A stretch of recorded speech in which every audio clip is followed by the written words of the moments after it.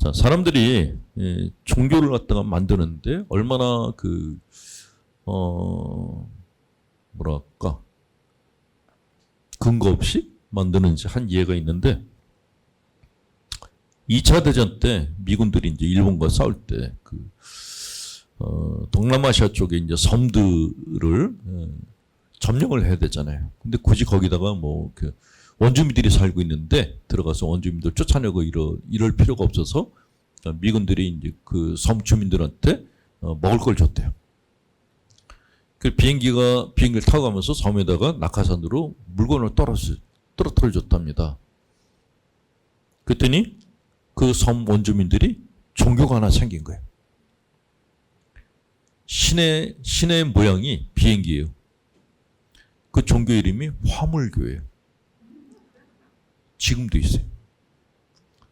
그러니까 우리가 누군가를 신이라고 생각하는 그 신은 나한테 뭔가 특별한 은총을 준 대상이에요. 그러니까 그 원주민들한테는 비행기가 신인 거예요. 그게 UFO가 되기도 하고, 만약에 비행기에서 폭탄이 떨어졌다 그러면 그건 절대로 그런 종교가 안 생기겠죠. 그러니까 종교는 인간을 행복하게 하는 어떤 것을 섬기는 그게 종교다라는 거죠. 그래서 종교는 강압적이 되면 절대로 안 된다라는 그런 말씀을 드리는 겁니다. 심리학에서 착한 아이 컴플렉스라는 얘기를 합니다. 그런데 이 착한 아이 컴플렉스하고 유사한 컴플렉스가 착한 목자 컴플렉스라는 게 있어요. 성경에서는 제자들한테 예수님께서 착한 목자가 되라고.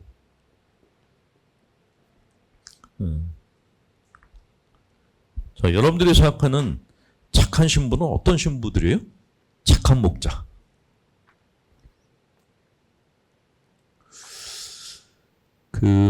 지방 어느 신학교 마당에 신자분들이 바라는 사제상이 한 종 내용이 20가지가 있었어요.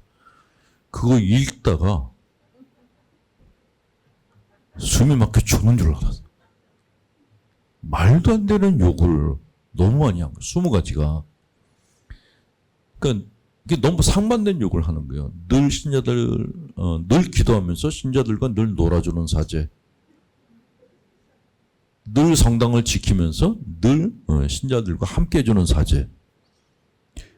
이게 누가 이 기도문을 썼을까? 이게 틀림없이 분열증 환자지 이게 제정신놈이 쓴 게 아니다라는 생각이 들었는데 그게 조각을 해가지고 딱 걸어놓은 거예요.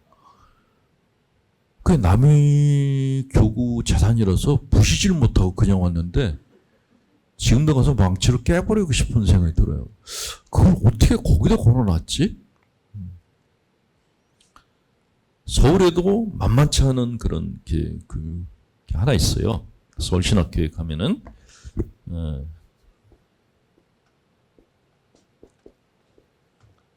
옴니부스 옴니아 라틴어로 모든 사람들에게 모든 걸 다 주라고. 이게 가능할까요? 신학생 때는 맞아 그랬는데 본당신부 생활을 하다 보니까 이게 될까? 모든 사람한테 모든 걸 다 준다는 게 될까? 라는 생각이 들더라고요. 그런데 문제는 착한 아이 컴플렉스를 가진 사람들은 이렇게 해야 돼 라고 생각하는 거예요. 그게 문제다라는 거죠. 착한 아이 컴플렉스를 가진 분들은 어릴 때부터 부모님으로부터 착하다는 얘기를 들은 분들이 거의 대부분이에요. 아, 우리 아들 착해? 아, 우리 딸 참 착해. 근데 부모님들이 착하다고 얘기를 할 때 아이들이 가질 수 있는 반응에 대해서는 생각을 안 해요. 그 부모님만 그냥 착해 보이니까 착하다라고 얘기를 하는데 문제는 애들 입장에서는 부모님이 착하다 그러면은 부모님 마음에 들기 위해서 착하지 않은 행동은 안 해야 돼요.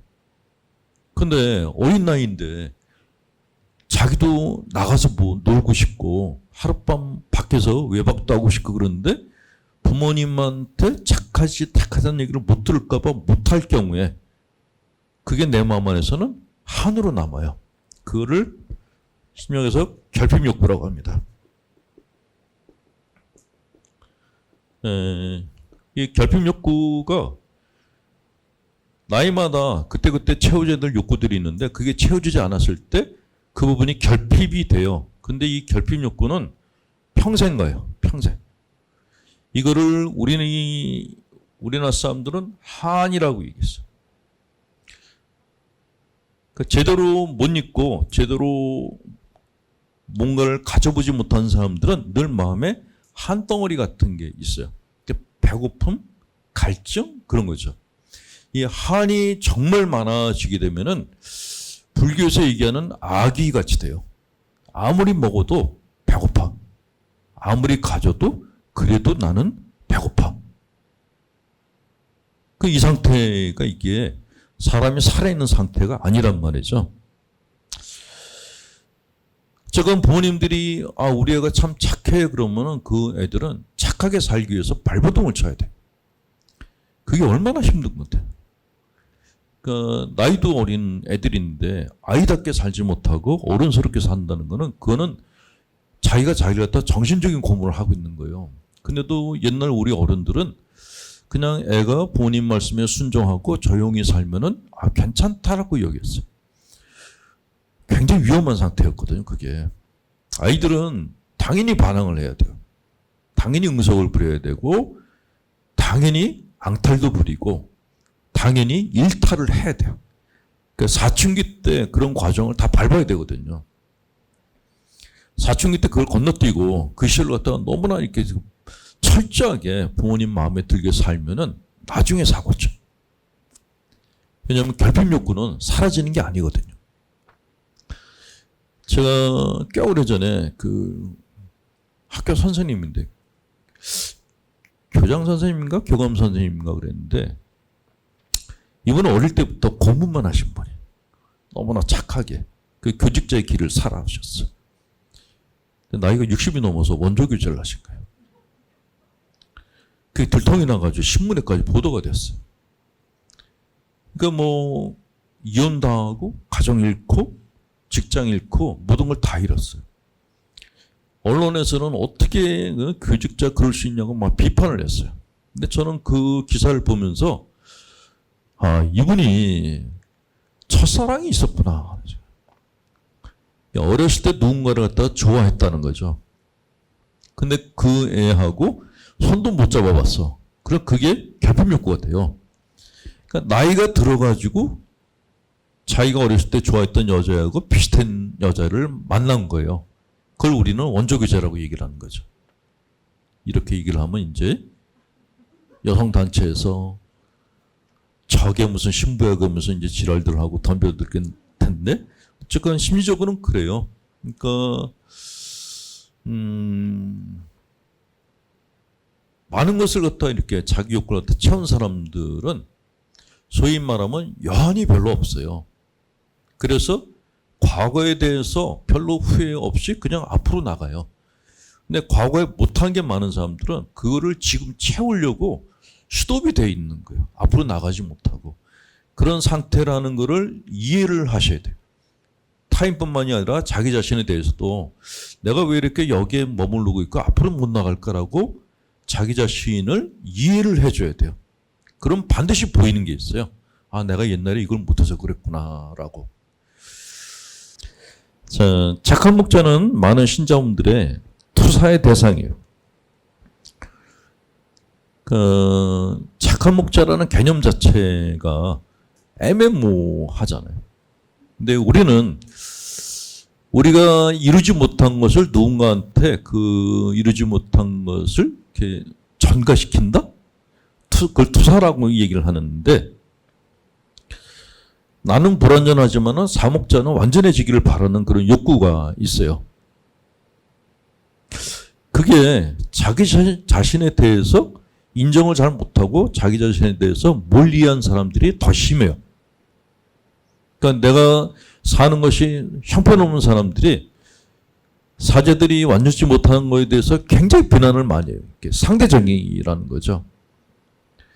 자기 자신이 불완전함에 대해서 받아들이는 사람들은 신부들이 실수하는 거에 대해서도 관대한 편이에요.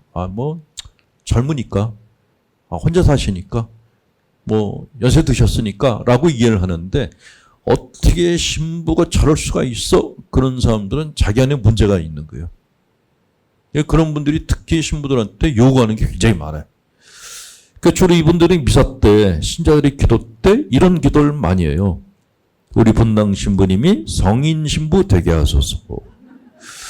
기도하는 사제가 되게 하시며 가난한 사제가 되게 하옵소서. 그 얘기는 넌 아직 성인이 아니고 너는 가난하지도 않고 너는 지금 기도도 안 하고 있어 라고 얘기하는 거예요. 그러니까 본당 신부 축일날 신자들이 기도하는 걸 들으면서 본당 신부들이 열내놓은 이유가 그런 것 때문에 그런 거예요. 그 제가 본당 신부 할 때는 그 축일날 신자들의 기도 하지 말라 그랬어요. 들으면 불쾌하니까 하지 말라고. 정 하고 싶으면은 이렇게 하라 그랬어요. 신부님이 오신 이래 우리 본당이 10배로 성장했습니다. 그리고 신부님만한 신부님을 우리는 생애 처음 만나봅니다. 이런 기도는 해도 된다 그랬어요. 그랬더니 그 다음부터 아예 안 하더라고요. 자, 착한 목자라는 개념은 스스로 채울 수 없는 욕구를 사목자들이 대신 채워주길 바랄 때, 그때 이제 착한 목자라고 부르는데, 문제는 그 신부가 착한 사람일 때 문제가 생기는 거예요. 도저히 그걸 할 수 없는데 해야 된다라는 강박관념이 생겨요. 그거를 이제 컴플렉스라고, 착한 목자 컴플렉스라고 합니다. 이 착한 목자 컴플렉스를 가진 사람들은 무의식적으로 모든 신자들의 기대를 채워줘야만 한다라는 그런 믿음을 갖고 있다라는 거죠.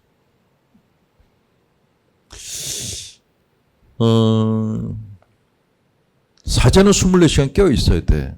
정부성서가 언제 올지 모르니까. 그래서 밤에 잠을 잘 못 자는 신부들이 있어요. 사제는 항상 그 사제관 문을 열어놔야 돼. 그 오는 사람을 누구나 다 맞아주는 그런 신부님들이 계세요.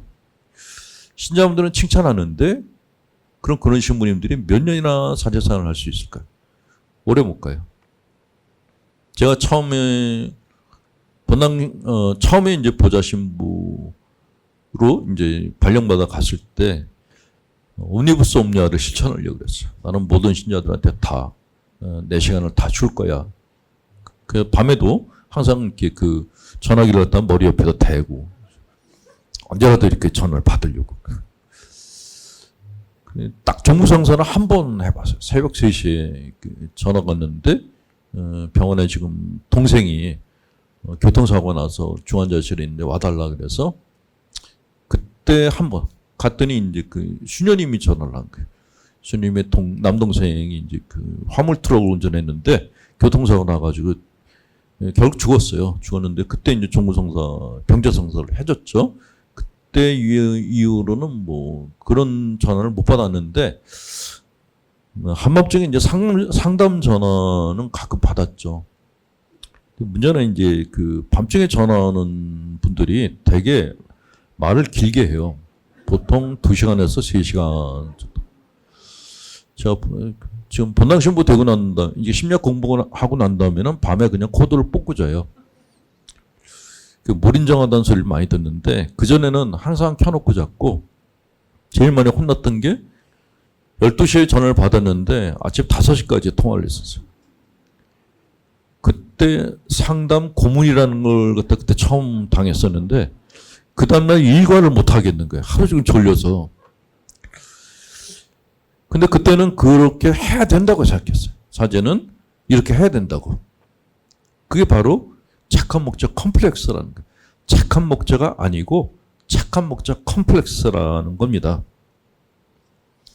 자, 사목자가 아무리 최선을 다한다 하더라도 모든 신자들의 기대를 채워준다는 것은 불가능하고 빨리 지치기가 쉽다라는 것이죠.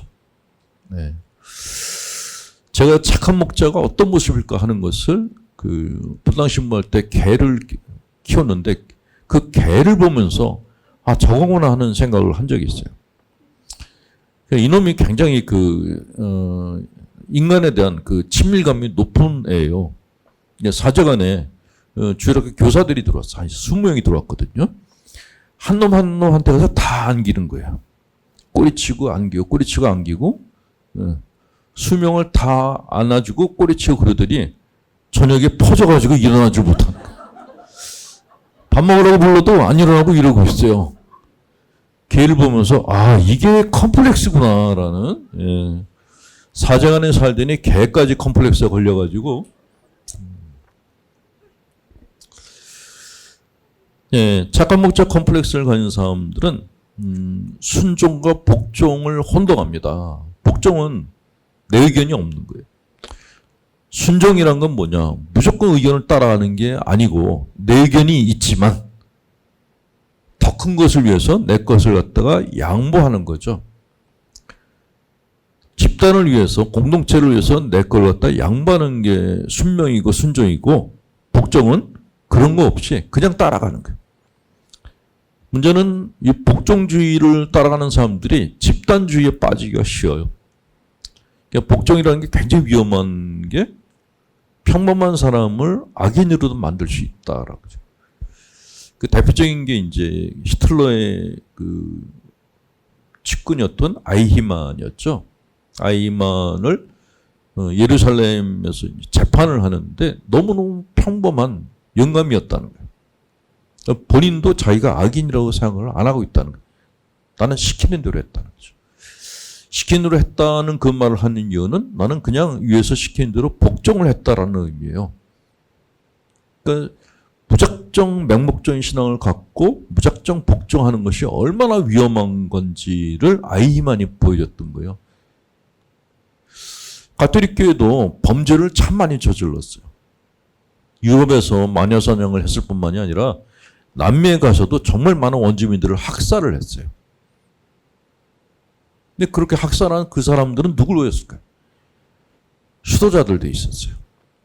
충격이었죠. 왜 이런 일이 벌어졌지? 왜 수도원 안에서 수도자들이 이렇게 하는 거에 대해서 반대하는 의견이 왜 없었지?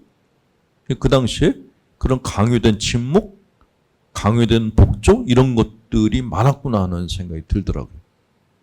그래서 특히 남미를 다니면서 자기 신앙에 대해서 의문을 갖는 게 정말 중요하구나 하는 생각을 한 번 더 하게 됐습니다.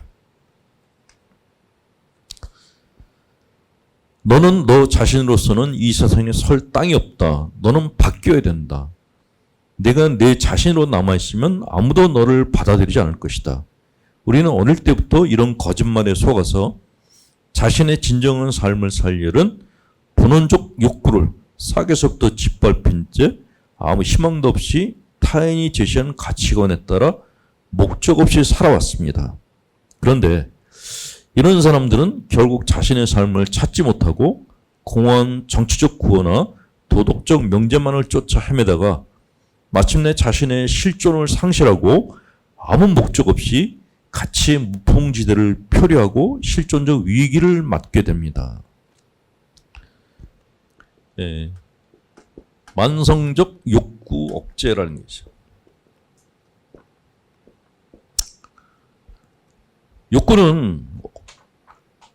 욕구를 절제하는 거하고 억제하는 거하고는 다른 거거든요. 절제는 내가 이 욕구가 있다는 걸 일단 인정을 하는 거예요. 근데 내가 내 욕구대로 다 하는 것이 이게 비합리적이다 생각하면은 그 욕구를 절제를 하는 거죠. 만약에 신부들이 본당에 있는 모든 여인들이 다 이뻐. 근데 나는 내 욕구대로 살고 싶어. 그래서 본당에 있는 모든 여인과 다 결혼했어. 어떤 일이 생길까요? 난리가 나겠죠.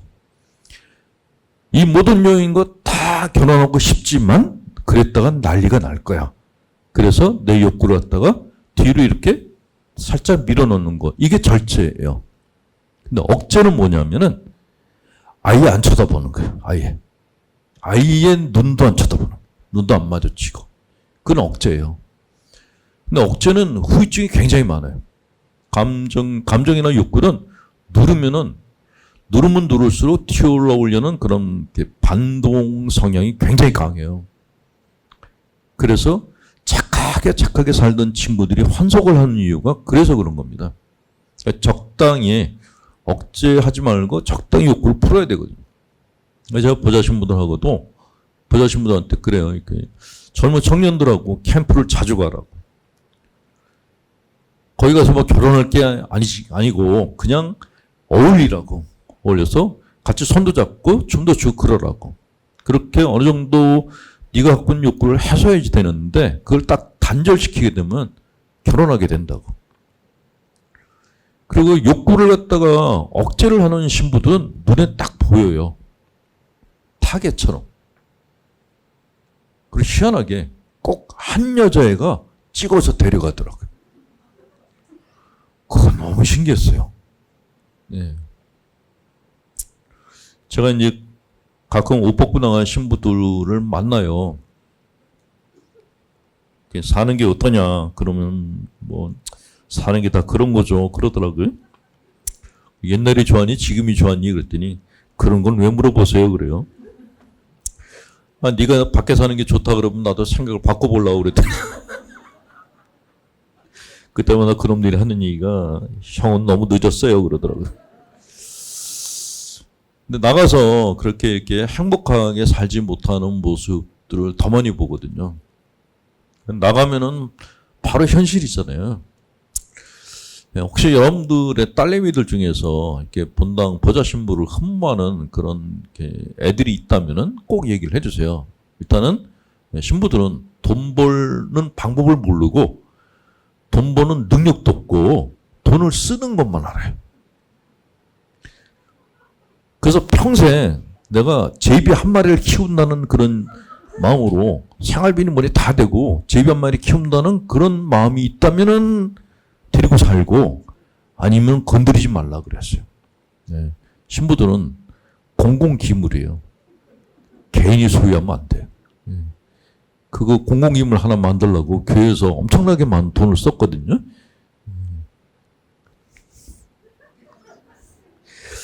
만성욕곡제는 내면의 심정, 기형화 상태인 감정 차단 및 감정 정체를 가져옵니다. 내적 기형화 상태는 인간의 기본 욕구 충족이 되지 못한 불만, 분노, 체념, 좌절로 연결되는 내면적 궁핍 상황이기 때문에 이 비참한 상황이 의식의 표면에 떠오르지 않도록 무의식 깊숙이 망각의 공간에 묻어서 차단시키려 합니다. 이것이 다름 아닌 방어 메커니즘으로 나타나는 것입니다.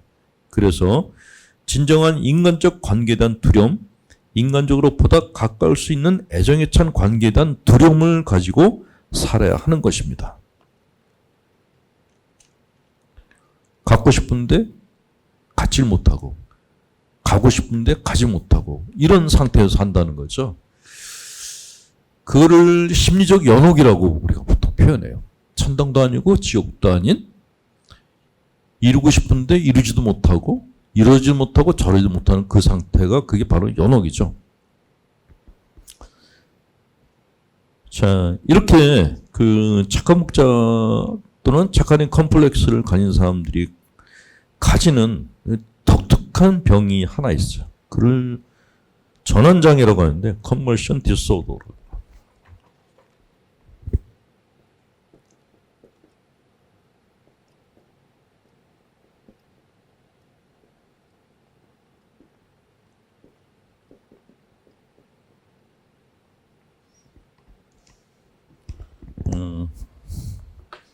전환장애는 뭐냐면 육체적으로 마비 현상이 가끔 나타나는 거예요. 신기하죠? 그러니까 욕구를 갖다 억제를 하면은 그 증세가 몸으로 나타나요. 뭐 여러분들도 그런 경우 있잖아요. 어떤 경우를 여행을 못 가니까 몸의 어느 부위가 마비가 되던가요? 그러니까 내가 뭘 해야 되는데 그걸 못 하면은 몸이 증상으로 나타나요. 이 전환 장애를 프로이드라는 심리학자가 히스테리성 환자들의 치료를 하면서 본 거예요. 그러니까 너무 많이 이렇게 자기 욕구나 감정을 억압하는 사람들이 다른 데서 이렇게 그 이상 징후를 보이는 거예요. 그 처음에는 이제 이게 뭐 신경외과적 문제인가? 그랬는데 그게 아니고 그걸 하고 싶은데 못했을 때 그걸 하고 싶어 하는 그 신체 부위가 마비 현상이 일어난다라는 거죠. 그 몸이 참 신기한 거예요. 그래서 몸과 마음은 진짜 하나인가 보다. 그래서 그런 생각을 할 때가 많습니다.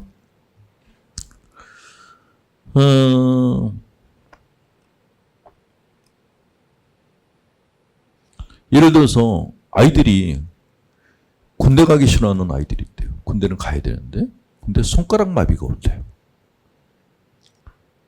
총을 쏴야 되잖아요. 이게 마비가 되는 거예요. 또 뭐가 있을까요? 그런 비슷한 증세들이 있는데 이런 증세가 가장 많이 나타나는 게 착한 아이 컴플렉스를 가진 사람들이란 거죠. 그냥 내가 몸에 어느 부위가 이렇게 갑자기 마비된 듯한 그런 느낌을 받았을 때는 몸을 보지 마시고 얘가 왜 이럴까? 내가 뭘 못해줬길래 얘가 이렇게 나한테 신호를 보내는 거지? 라고 자기 몸한테 물어보셔야 돼요. 엉덩이가 막 마비가 왔어요. 그럼 나가달라는 거죠. 밖에 나가서 바람 좀 쐬라고. 손이 갑자기 막 근질근질해요. 백화점 가가지고 명품 가방을 하나 사달라는 신호예요.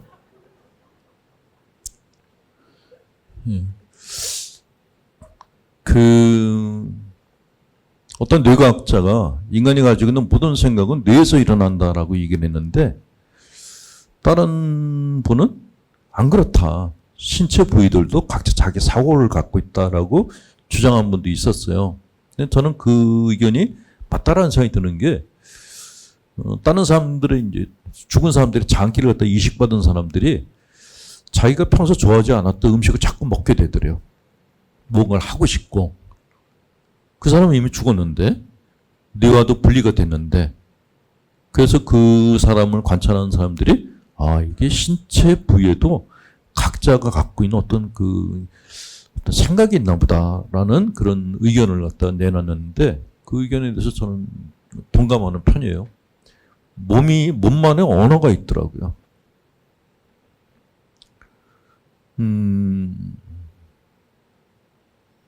본당에서 이렇게 가끔 정말 이렇게 보기 싫은 분들이 이렇게 만날 때가 있어요. 이렇게 안녕하세요라고 이렇게 밝게 인사를 해야 되는데 입이 비틀어지는 거예요. 그냥 내가 왜 이러지? 내가 신부인데 그러면 당연히 나한테 오는 양인데 반갑게 맞아야 되는데 안녕하세요 그러는데 갑자기 여기가 막 뒤틀어지고 몸이 지가 알아서 이렇게 몸이 다른 쪽으로 가는 거예요. 근데 정말 오래간만에 반가운 사람을 만나면은 그냥 시키지도 않았는데 입이 열려가지고 지가 알아서 막 떠들어요. 그래서 내가 이 사람을 이렇게 반가워했나? 머릿속에서는 깜짝 놀라는 거예요. 입이 지가 혼자서 자동적으로 얘기하니까. 그게 참 신기하더라고요. 사람 몸이라는 게. 자, 이런 착한 목자나 착한 아이 컴플렉스를 가진 사람들이 갖고 있는 증세 하나를 말씀드리고 강의를 마칠게요. 탈진증후군이라고 해요. 탈진증후군.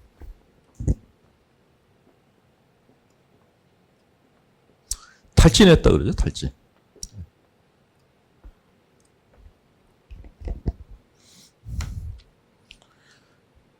본당 신부들이 강론을 할 걸 저는 자주 봐요. 근데 가톨릭 신부들은 대체로 강론할 때 밋밋하게 그러니까 하느님을 너무 많이 인용을 해.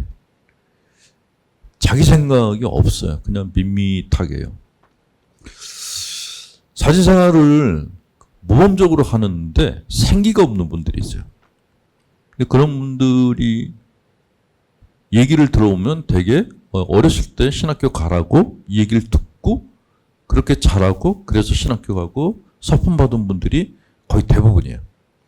그러니까 내가 하고 싶은 것보다 다른 사람들이 나한테 바라는 걸 따라서 살았던 분들이 거의 대부분이에요. 이분들은 사고를 안 쳐요. 문제도 안 일으키는데 생동감이 없어요. 제가 이게 지방이나 서울이나 지방교군 신부님들을 많이 만나는데 강론을 주로 많이 들어요. 근데 미사할 때 강론을 들으면 정말 그 살아있는 얘기를 하는 친구들이 있어요. 근데 어떤 신부님들은 그냥 읽어요. 원고를 그대로 읽어요. 표정도 없어요. 신여들을 만났는데 반가운 얼굴인지 무슨 표정인지 그 아리송한 표정을 해요. 그리고 규칙적이에요, 굉장히. 그러니까 다른 사람들이 볼 때는 하자가 없어요. 하자는 없는데 재미도 없어요. 그런 신부님이 이제 초대를 해서 강의를 끝나고 이제 식사를 하면은 정말 식사 자리가 가시방석 앉은 것 같아요. 대화가 없어요. 그냥 뭐 잘 드세요? 맛있으세요? 그리고 끝. 내가 뭘 물어보기도 그렇고 그러면 얘기를 해야지 답을 하는데 얘기도 안 하고 그냥 밥만 먹어요. 정말 무미건조한 거죠. 근데 그렇게 무미건조한 이유가 뭐냐면 탈진해서 그렇게. 타인에 대해서 계속 신경을 쓰고 다른 사람들로부터 욕을 안 먹으려고 신경을 쓰다 보면 탈진해요. 그럼 얘기할 때에도 이거 빼고 저거 빼고 다 빼버려요. 나중에 남는 거는 물만 남아요. 그 강론을 할 때 걸리는 건 하나도 없는데 남는 것도 하나도 없는 강론을 하게 되는 거예요. 그 양반 자체가 문제가 아니라 주변 사람들이 그 사람을 그렇게 만드는 거예요. 그런 분들이 나중에 우울증이 많이 오더라고요. 그분들한테는 제가 많이 권유하는 게 일단 나가서 사람들 좀 다양하게 만나고 잡기를 늘리라고. 그게 제일 많이 권유하는 게 이제 화투를 제일 많이 권유해요. 화투는 적은 요만한 도구 하나 가지고서 작은 공간에서 네 사람이 몇 시간을 갖다 즐길 수 있는 가장 경제적이고 합리적인 그런 놀이거든요. 그걸 하라고 권유를 하는데 또 이분들이 또 그런 걸 가까이 안 해요. 화투는 도박이라 그러면서 그런 얘기 할 시간이 있으면 성당에 가서 조배를 하겠다고요. 근데 제가 예수님이라도 그런 분들이 앞에 와서 기도를 하면은 도망가고 싶을 것 같아요. 아무 얘기도 안 하고 돌아가서 가만히 앉아있으면은 그것만큼 숨 막힐 게 없거든요.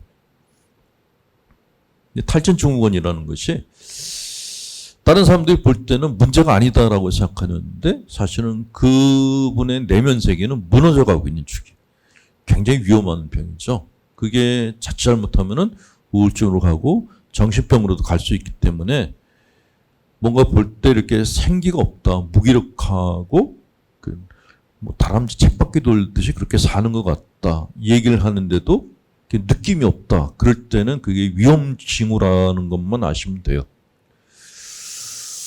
이런 얘기를 했더니 어느 분당에서 자매님이 우리 남편이 그렇다라고 얘기한 분이 계셨어요. 근데 나이가 50이 넘은 남편분들이 그런 거는 탈진증후군하는 건 좀 달라요. 네. 부인한테 말대답했다가 더 많은 얘기를 들을까 봐 입을 닫고 있는 거지 그게 탈진한 게 아닌 거예요. 그냥 입을 닫고 있는 거예요. 네. 싸워가지고 이길 가능성이 전혀 없거든요. 나이가 50이 넘은 자매님들은 싸울 때 논리적으로 싸우지 않아요. 비합리적이고 충동적이고 말도 안 되는 이야기를 가지고 싸우기 때문에 이게 그 건법도 이렇게 서로 이렇게 정해진 룰에 의해서 건법을 해야 되잖아요. 근데 변칙이 너무 많아. 그를 남자들이 칼 하나 가지고서 대들었다가는 칼침 맞아 죽어요. 그럴 때 제일 좋은 거는 그냥 항복하는 거예요. 당신 말이 맞다고. 옛날에 뭐 남편은 하늘이요, 뭐 아내는 땅이라 그랬는데 바뀌었어요. 바뀌었어요. 지금은 남편이 땅이에요. 50세 이상인 분들이 다 하늘이에요.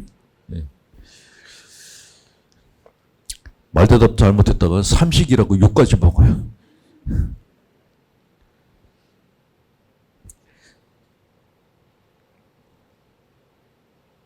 탈진증후군은 망가진 배를 타고 노를 젓는 것과 같습니다. 어린 시절부터 지나치게 순종적이어서 자기 감정을 드러내지 못하고 억압했던 사람들, 어른들이 부축해서 자제의 길을 가야만 했던 사람들이 이런 증후군에 시달립니다. 착하고 성실한데 생기없고 무기력한 사제.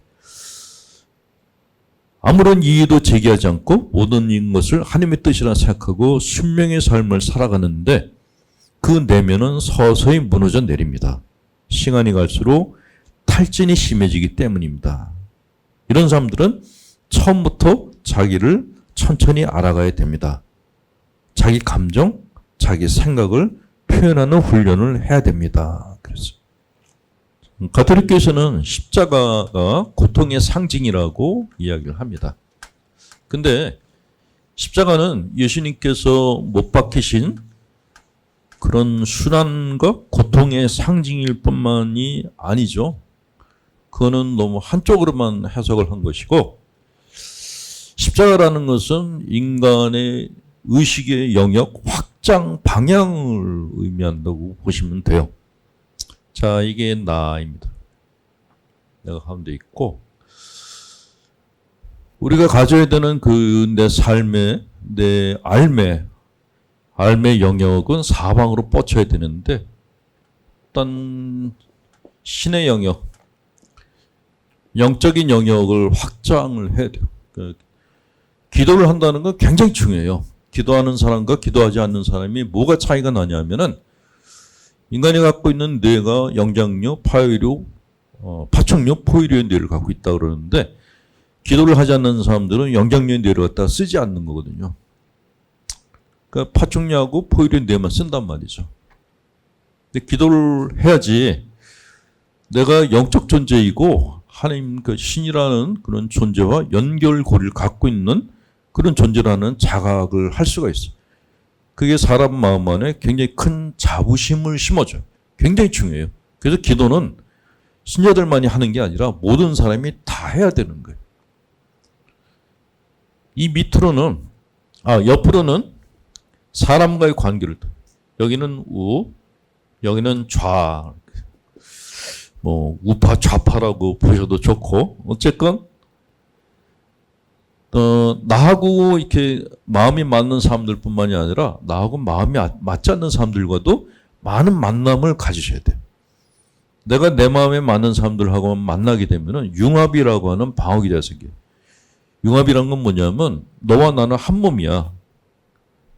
이 생각인데 이게 위험한 생각이에요. 너하고 나는 다른 존재예요. 따라서 너도 생각이 있고 나는 나의 생각이 있다는 걸 서로 존중해 줘야 되는데 좋은 사람들만 만나면은 그게 없어져요. 왜냐하면 내가 저 사람한테 바른 소리를 했다가 괜히 사이가 틀어질까 봐 제가 잘못했는데도 얘기를 안 해줘요. 그런 현상이 생겨요.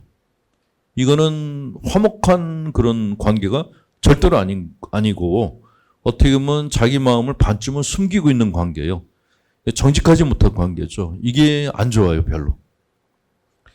그래서 내가 좋아하는 사람들과 만났을 때는 마음의 위로를 받아야 되지만 싫어하는 사람들을 만나서 내 마음 안에 있는 불편한 감정을 보실 필요가 있어요.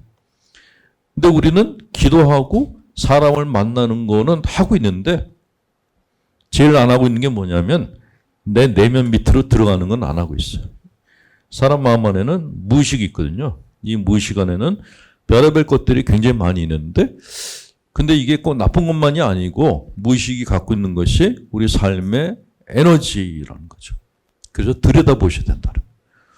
근데 불교에서 자기 무의식을 들여다보는 방법은 좀 무모하다는 생각이 들 때가 많아요. 너무 이렇게 그냥 암벽등반하는 그런 느낌. 그 자기 내면을 볼 때는 일단 가이드가 있어야 돼요.